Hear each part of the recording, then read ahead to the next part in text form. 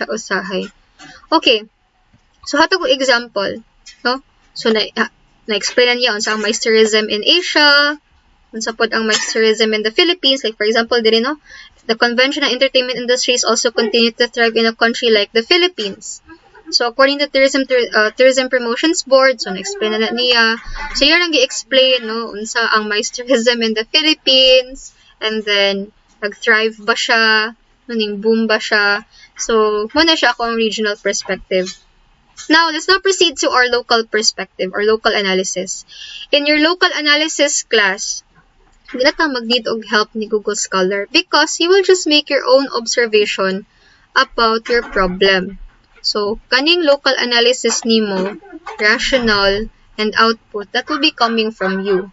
Your gap in the literature is simply, imong po siya, pero meron siya og a collection of other researchers. But later on, we will get to that. Okay.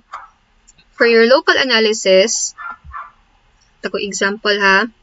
So, di ba, nahatag naman ito explanation nga. Mao ni siya ang situation sa mais tourism sa abroad. Mao ni siya ang situation sa mais tourism in the Philippines. But in San Carlos City, unsa man si mais tourism? So, in San Carlos City, si mais industry is not yet fully developed, no? Explain na niya. Although, makakomodate man tag mga local events, pero dili pa ing ana jud ka-organize ang San Carlos City as a meetings, incentives, conventions, and exhibition destination. So see, I'm just explaining the situation of San Carlos City, no, or the situation of mais tourism in San Carlos City based on my own observation as a citizen of the city itself. No, kamo, mo explain pod mo, no, unsa ang situation sa mga small local businesses, no, when they use social media, especially here in San Carlos City. So in San Carlos City, after na sa regional, so muna na yung regional in the Philippines. So, in San Carlos City,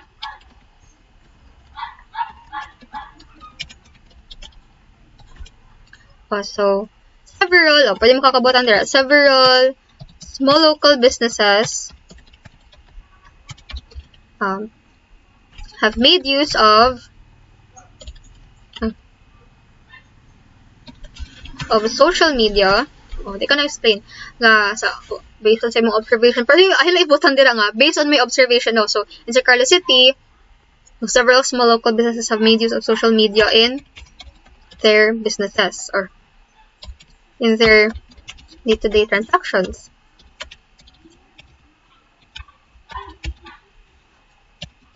Advertisement of their products, no? Or, contact sa mga ilahang suppliers because of the pandemic or tungod kay mas convenient or mas dali, no, ang social media kung i-apply siya sa business. So, marna, i-explain nimo unsa ang situation sa itong mga small local businesses, no, unsa kada kong impact sa social media sa small local businesses sa atua. So, just an explanation of that. So, nasabtan ra.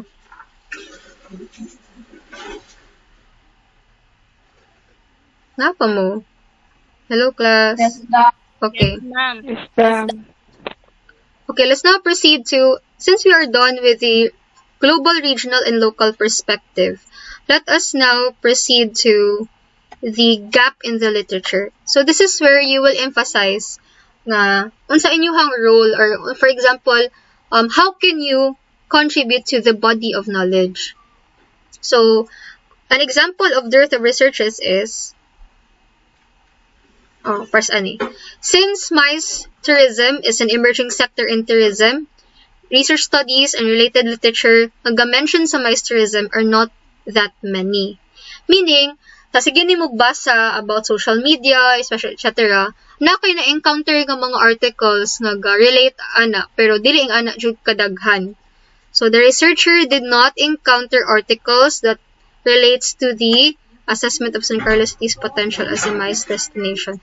So, in your part, no, explain nyo rin yung part na, kasi gina mo og pangita og mga references nga ga-relate sa the role of social media in small local businesses.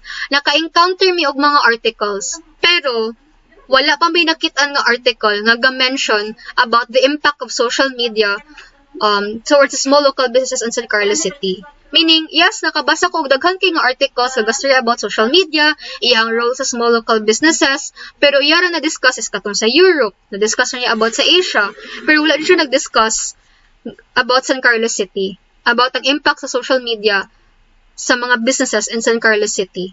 Therefore, naay dearth of researches or naay gap in the literature. Kaya mag-imong ipasabot sila habang nga, wala pa dyan nag-study about ani. Daghang nag-study about social media, the impact of social media, sa uban nga mga businesses outside of the country, pero wala pa dyan nag-study dire sa San Carlos City. Therefore, naay gap in the literature.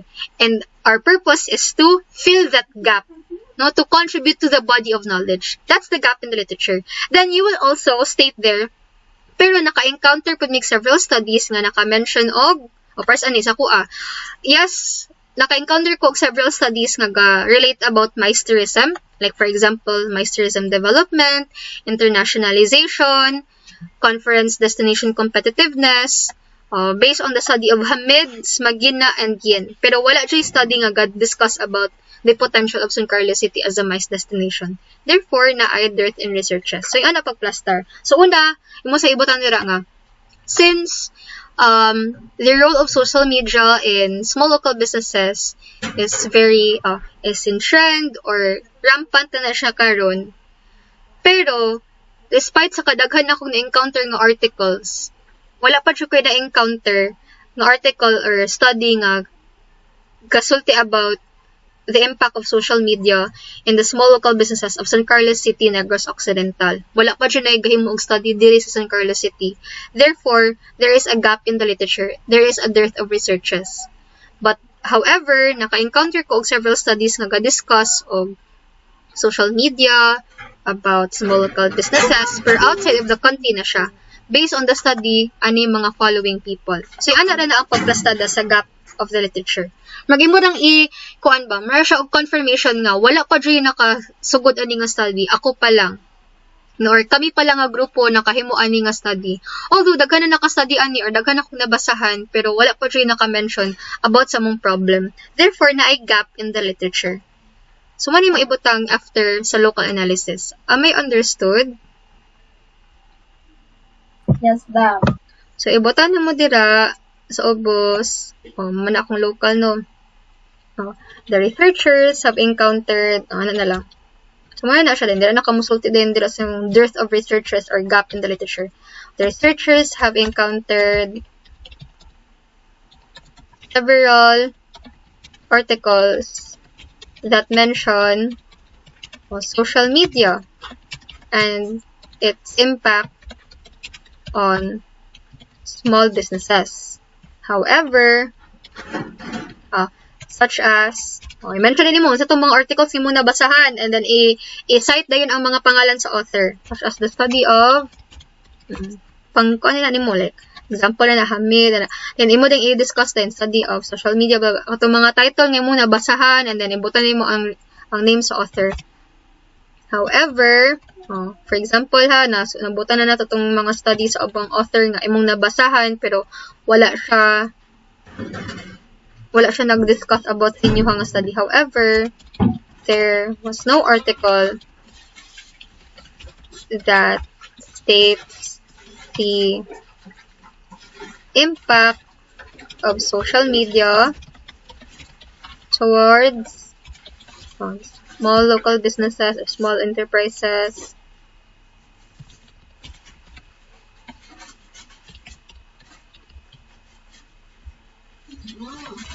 Pugo na ko spelling. Okay. Ayun lang shortcut di pwede mo shortcut ako kay tapol ko og type. Okay, therefore there is ta mo gamit og gap mas na ang dearth in researches. So there is a dearth in researches. Kumano na imuhang purpose, no, to fill that gap, no, to add to the body of knowledge. Kaya tungod wala may kuan. Kumano na siya ang gap of the study. Okay? So nakasabot. Next is the irrational. Irrational is your purpose. Like, what is the reason why you conduct the study? If we are to put an explanation or an example, the study aims to determine, the study aims to assess. So, sa man ang imuhang purpose, no, wala siya. So, pwede man takabutang Di na ta magkinahanglan og Google Scholar ha. Imo na jud ni nga words. Kay unsa man imong gusto, unsa man imong dili kay tungod the study is aimed to as a requirement for that dili. No, unsa siya yung bigger purpose of this research paper. So, the study aims to, mga na ang rational niyo ha, kani siya. Next paragraph, separate na nato sa gap. The study aims to assess or to measure or to determine, sorry, the right word is determine, the impact of social media, pwede balik-balik towards a small local businesses in San Carlos City, Negros Occidental. So, ito lang i-clarify nga Negros Occidental kay ano man, of course, duha ka buok San Carlos City sa Philippines, no? So, aims to determine the impact and okay, din ni mo gawas ang isumpay nato sa rational inyong output. Last is of course, so before nito mo human class is the output. So the output is unsa man yung proposed output based on the findings. So ako is the results of the study. Bana ko sa layo. The results of the study will be utilized in the formulation of it. Will be lang human naman ko og thesis good mo nung were used na siya, past tense na. But if gasugod pa lang ka, will be.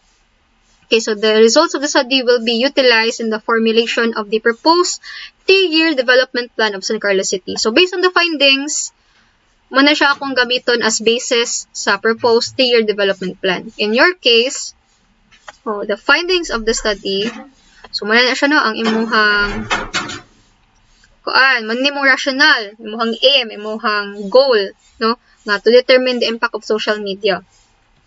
And the results of the study, pwede man isumpay na ito ang output, will be utilized in proposing, in formulating,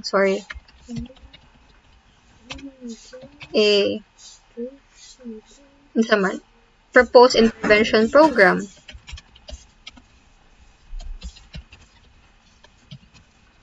that will further benefit small local businesses in San Carlos City. So, muna na siya.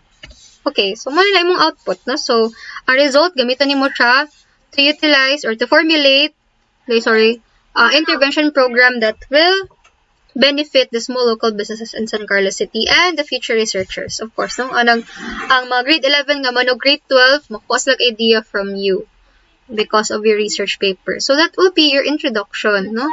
So, at least na-plaster na siya og hanay, no? From the overview, global analysis, regional, local, gap, rational, and output. And that's it, no? When you write your introduction, please make sure of the following. Can you list this down? Please use a calibre ganit ni siya tapa. So Times New Roman nga font style. Font size is 12. Double space.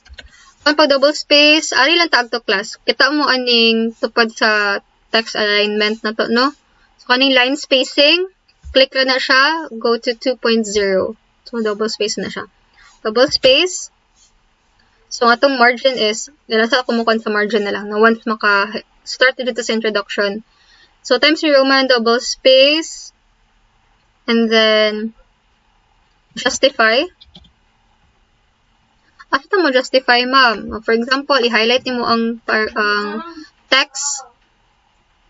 Then, kani siya. May straight lines. Justify or Control plus J. Supposedly, ang justify ang aning itsura. Tupong tanan. One na siya, justify. Okay. And then, i-indent ito na gamay. Isa ka tab para for the indentation. Okay, and then, that's it for the introduction.